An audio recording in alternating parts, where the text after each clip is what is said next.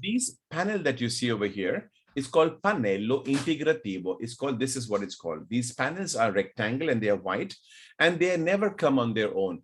They give you more information about the sign that is on top of their head. It could be any sign, no parking sign or parking sign, whatever. No? So it's saying this panel in raffigurato, which is drawn over here. So at first, what is the panel saying? Let's put the eyes on the panel first.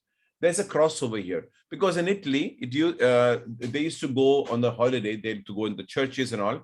That's why the cross was representing a holiday. Okay, so holiday could be a Saturday, Sunday, or it could be a government holiday, like yesterday or day before yesterday was a holiday, right? It is not a weekend, but still was a holiday.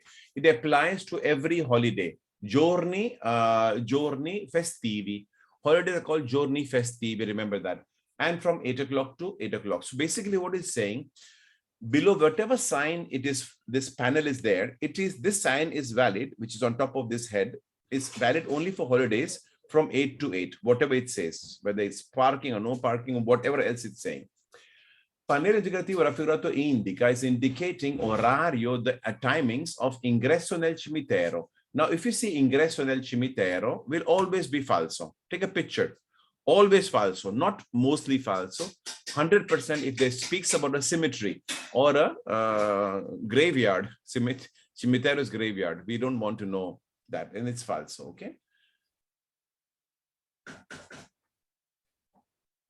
Next.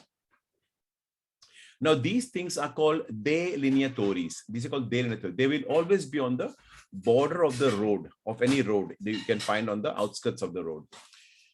And this is showing you a dangerous curve going left. So in the night time when you're driving, when your lights fall on top, it shines like it's illuminated, and you never by mistake bang the curve or go in the wrong direction.